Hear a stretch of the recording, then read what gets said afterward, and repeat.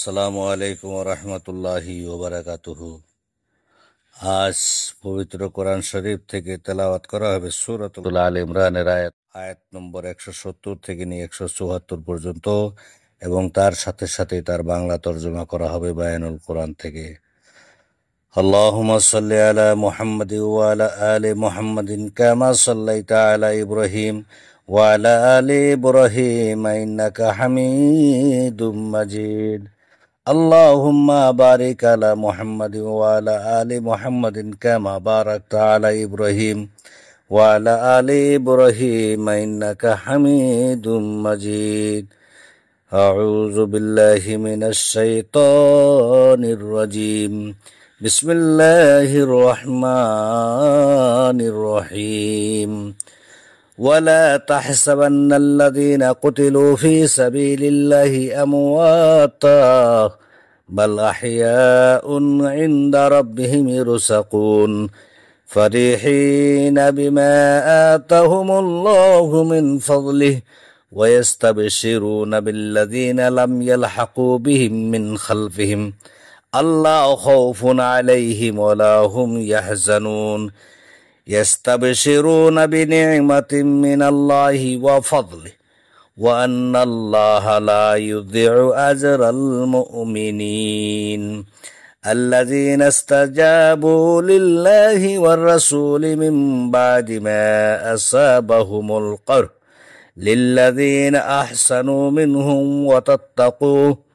واتقوا أجر عظيم الذين قال لهم الناس إن الناس قد جمعوا لكم فاخشوهم فزادهم إيمانا وقالوا حسبنا الله ونعم الوكيل. যারা আল্লাহর পথে নিহত হয়েছে তাদেরকে মৃত্যু ধারণা করো না, বরং তারা জীবিত, তারা তাদের প্রতিপালক হতে জীবিকা প্রাপ্ত হয়।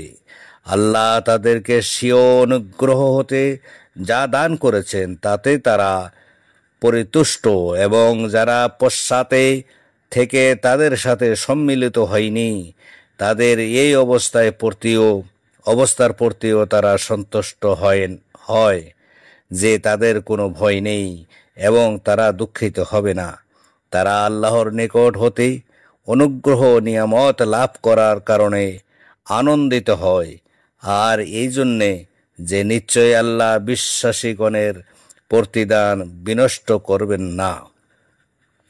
যারা আঘাত পাওয়ার পরেও আল্লাহ ও তার রাসূলের নির্দেশের সাড়া দিয়েছিল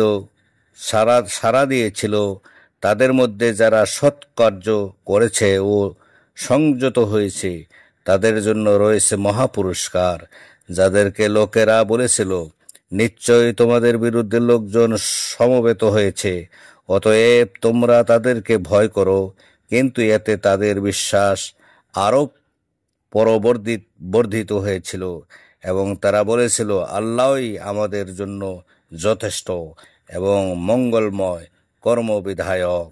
আসসালামু আলাইকুম ওয়া রাহমাতুল্লাহি ওয়া বারাকাতুহু।